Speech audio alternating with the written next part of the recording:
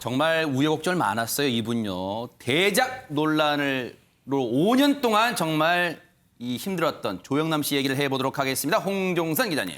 네, 대법에서 이 대작 관련 무죄를 받았죠. 그러고 나서 첫 행보를 5년 만에 보였는데 네. 그게 가수 조영남이 아니라 이제 화가 조영남이라고 해야 될까요? 어. 본인은 나는 미술 애호가 겸 뭐 아마추어 미술가다라고 하면서 네. 지금 서울에서 첫 전시회를 열었고 여기서 이제 기자들도 불러서 내가 대작 논란으로 이렇게 힘들었다 속내를 밝혔습니다. 네, 정말로 어제 이제 기자 간담회를 했어요. 이 개인전 주최 기념으로요. 그런데 여기서 진짜 그동안 꺼내지 못했던 속내도 많이 꺼냈을 것 같아요, 김복준 의원님. 예, 기자간담회에서 이런 얘기했어요. 지난 5년 동안 그 재판을 통해서 무죄를 받기까지 상당히 좀 고통스러운 시간을 보냈다. 원래 1심에서는 유죄였어요. 징역 10월에 집행유예 2년을 받았었거든요. 그랬죠. 그때 이제 주변에서는 그만 이제 승복하고 방송 출연이나 해라 이렇게 권유한 사람도 있었다고 해요. 네. 그럼에도 불구하고 본인은 그거를 승복해 버리면 평생 사기꾼이 돼가지고 이건 안 될 것 같아서 싸우자고 생각을 했다. 그런데 그게 이제 대법원까지 가서 5년 만에 내가 무죄가 났으니까 내 생각이 받아들여졌구나. 이렇게 생각이 들었다. 이런 의사를 밝혔습니다. 그렇네요. 최단비 변호사님, 소송 기간이 5개월만 걸려도 사람이 피가 마를 텐데 무려 5년이었습니다. 네. 그러니까 이게 처음에 얘기가 나온 게 이 조영남 씨가 2011년에서 2015년도에 그림을 한 21점을 그린 것을 네. 그중에 17명에게 판매를 한 거예요. 21점을. 그러니까 판매한 그림 대금만 1억 5천만 원 정도였는데 이러한 이 판매에 대한 그림에 대해서 2016년도에 한 무명 화가가 사실은 그 조영남 씨가 조영남 씨의 그림이라고 판매한 그 그림은 내가 그렸다. 이렇게 폭로를 하면서 불거지게 된 사건입니다. 여기에 대해서 검찰이 네. 그림의 상당 부분을 조영남 씨가 아닌 다른 사람이 그렸는데 이것을 구매자에게 미리 알리지 않은 것은 사기죄다. 이렇게 해서 기소를 하면서 재판이 시작이 됐고요. 말씀하신 것처럼 재판이 5년이라 굉장히 길었는데 이 기간뿐만이 아니라 재판이 1심과 2심에서 완전히 다른 판결을 내리면서 정말 조영남 씨는 길고도 이제 힘든 재판 과정을 거쳤습니다. 네. 1심에서는 말씀하신 것처럼 유죄가 났는데 그 이유가 조수가 아니라 독자적인 작가로 본 거예요. 그 그림을 대신 그려준 사람을. 그래서 이것은 구매자를 속인 행위이다. 이렇게 판단해서 유죄로 판결을 내렸고요. 하지만 2심은 완전히 다른 판단을 내렸습니다. 이 조수라고 하는 사람은 단순히 기술 보조자일 뿐이지 독자적인 화가가 아니라는 거예요. 그리고 아이디어는 다 조영남 씨 아이디어이기 때문에 이것은 사기가 아니다라고 해서 무죄로 했고요. 결국은 대법원에서 2심의 재판부와 같이 판단을 내리면서 무죄로 확정이 됐습니다. 네. 1심과 2심이 들으신 것처럼 정반대 180도 다른 판결이 나면서 이 사건은 대법원까지 가게 됐고 정말 드물게 정말 흔치 않게 공개 변론까지 이어졌습니다. 그때 조영남 씨가 어떤 얘기를 했는지 들어보시고 이어가 보도록 하겠습니다. 대법관님, 저는 남은 인생을 갈고 다듬어 더 많은 겸양을 실천하고 사회에 보탬되는 참된 예술가가 될 수 있도록 살펴주시기를 우러러 청합니다. 오늘 이런 자리를 만들어주신 대법관님들께 진심으로 고맙다는 인사말 올리고 끝으로 한마디만 더 드리겠습니다. 옛날부터 어르신들이 화투를 가지고 놀면 패가 망신한다고 그랬는데 제가 너무 오랫동안 화투를 가지고 놀았나 봅니다. 존경하는 대법관님, 부디 저의 결백을 가려 주십시오.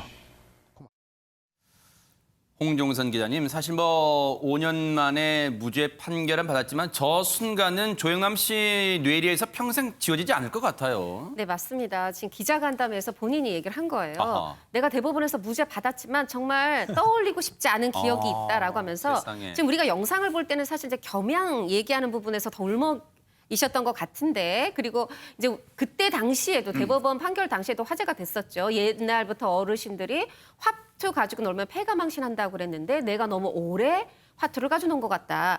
요 말이 회자가 됐었는데 이제 어제 기자간담회에서 조영남 씨는 내가 그 말을 할 때 굉장히 울컥했다. 그래서 원래는 그냥 가져간 거 잘 잊고 있었고 절대 울지 말아야지 생각했는데 그때 그만 눈물이 났다. 울먹해서 그 순간을 아주 잊어버리고 싶다. 기억하고 싶지 않다. 세상에. 이렇게 회고를 했습니다. 그럴 것 같아요, 진짜. 평생 수치로 기억에 남을 것 같답니다. 그런데요, 무죄 판결 나기까지 무려 5년이 걸렸습니다. 그런데 이인철 변호사님, 그 시간에 혹시 잃은 것만 있을까요? 얻은 건 전혀 없을까요? 그러면?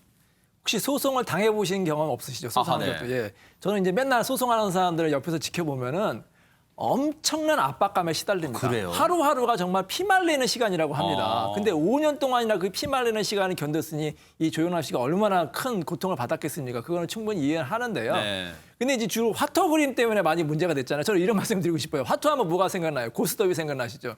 만약에 1심에서 집행유예 나왔을 때 스톱했으면 오늘날에 안 왔겠죠. 그래도 승부를 던진 거거든요.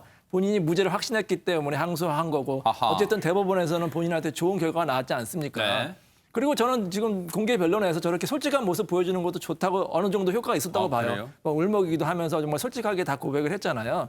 근데 아쉬운 건 뭐냐? 이렇게 솔직한 조영남 씨가 왜 그림에서는 그렇게 솔직하지 않았을까? 본인이 당시에. 아하. 당시에 대장을 했다. 그렇게 아이디어만 했다. 그거를 사람들에게 말하고 팔았으면 뭐가 문제가 됐겠습니까? 그러니까 앞으로 이제 좀 깊이 있는 성찰을 좀 하시는 그런 작가님이 되었으면 좋겠습니다. 네.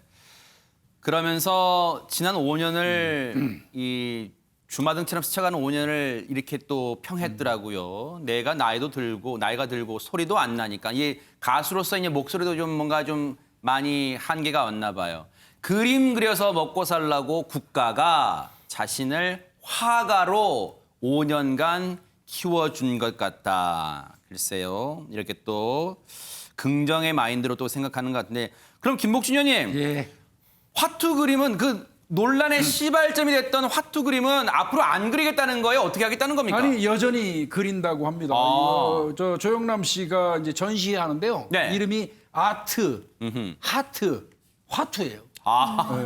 그리고 조영남전이거든요. 네. 이게 아마 1960년부터 70년, 80년, 90년, 2000년, 2010, 2020년 그 현재까지 이르러서 아마 그 작품 세계를 총망라해서 한 50점 정도 그 화투 주제로 해서 그림 이제 아마 전시를 하는 모양인데요. 네.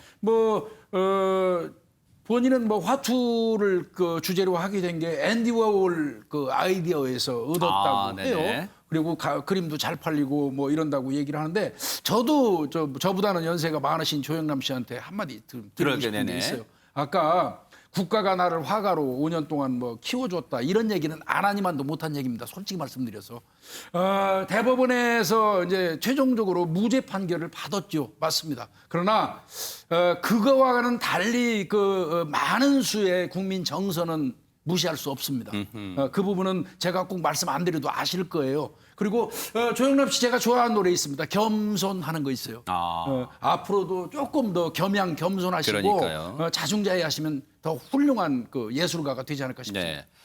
조영남 씨는 본인이 화투를 가지고 오랫동안 놀았다고 대법원 공개 변론에서 언급하기까지 했습니다. 화투에 대한 이른바 철학이 있는 걸까요? 관련 얘기 들어보시고 이어가 보도록 하겠습니다.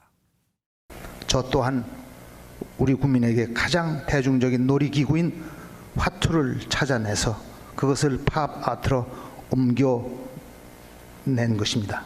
저의 화투 그림은 화투를 어떤 방식으로 그렸느냐 보다 그림마다에 딸린 제목에 주목해 주실 필요가 있다고 생각합니다. 한국인의 온갖 애환이 깃든 화투를 제가 아름다운 꽃으로 상정, 그 꽃이 바로 극동 지역에서 즉 대한민국에서 왔다는 의미를 담은 The Flower from Far East, 극동에서 온 꽃. 또 누구나 갖고 싶어하는 20끝짜리 화투 5장을 올려놓고 Always Glory, 항상 영광. 자신의 화투 그림 관련 설명도 빼놓지 않았습니다. 그런데 어제 간담회에서는 다소 의미가 있는 얘기도 꺼내놨다면서요, 홍종선 기자님. 일단 그 이제 계속해서 나는 대작이 아니라 조수를 통한 이 보조 작가를 통해서 이제 보조를 받았다라는 걸 강조했잖아요. 그러면서 계속 파이널 터치란 말이 나왔어요. 이 파이널 터치가 뭔지를 얘기했어요. 뭐냐면 이 보조 조수 작가가 이걸 그리고 나면 내가 거기다 뭐 파란색도 칠하고 금칠도 칠하고 아니면 너무 많이 칠해진 건 좀 걷어내기도 하고 그걸 내가 마지막 이렇게 했다는 게 이게 바로 작가의 기획 감독이다. 이렇게 얘기를 한 부분이 있고요. 네. 그래서 이 조수 관련 앞으로 계속 쓰시겠습니까? 하니까 당연히 앞으로 계속 쓸 거다. 아하. 그냥 쓰는 게 아니라 사실 이 서울 전시 전에 충남에서 전시를 먼저 시작했습니다. 내년까지 1년 동안 전시를 한다고 하는데 이 충남 이 갤러리에서 이런 퍼포먼스를 하겠다는 거예요. 네. 조수를 한 10명을 무슨 오디션처럼 공개적으로 뽑고요. 그리고 그들이 작업하는 걸 공개적으로 보여주는 그런 퍼포먼스를 하겠다. 사실 조영남 씨는 저는 다른 건 몰라도 위기 이 해결 능력은 대단하시다고 아, 봅니다. 그래요? 네. 이 특유의 어떻게 보면 또 유머 감각이 있어서 그런데 예전에도 맞아 죽을 각오를 한 뭐 친일 선언 막 이런 식으로 책을 냈다가 굉장히 문매를 맞았을 때도 정면 돌파를 했어요. 아하. 이번에도 이 대작이라는 게 아니라 이건 보조다. 이 개념으로 또 정면 돌파를 해 나가고 있습니다. 네. 이인철 변호사님과 텔레파시가 통하셨나 봐요. 조영남 씨가 앞으로 조수들이 그리는 그림의 경우는 따로 표기를 하겠답니다. 그런데 이인철 변호사님 걱정되는 건 이 시국에 코로나 시국의 전시회 이게 어떨까요? 그러니까 이제 조영남 씨가 어떻게 보면 이거를 아까 말씀하셨잖아요. 위기를 기회로 삼는데 이 타이밍을 또 잡아야 된다고 생각을 한 것 같습니다. 만약에 본인이 뭐 1년, 2년, 3년 쉬면은 또 본인은 사람들한테 잊혀지니까 이 시국을 좀 살리자. 근데 사실 지금 코로나 시국 굉장히 심각하잖아요. 그래서 네. 이 시국에 꼭 전시회 열어야 되느냐. 네. 근데 어쨌든 방역 주칙은 다 지키고 있다고 합니다. 네. 발열 체크도 하고 명부도 확실하게 작성하고 있다고 하니까 안전한 그런 전시가 네. 됐으면 좋겠습니다. 화가로서의 삶도 살고 또 방송 그동안 쉬었던 방송도 복귀한다고 하니까요. 많은 팬분들이 또 반가워하실 것 같습니다. 앞으로 또 활동 지켜보도록 하겠습니다.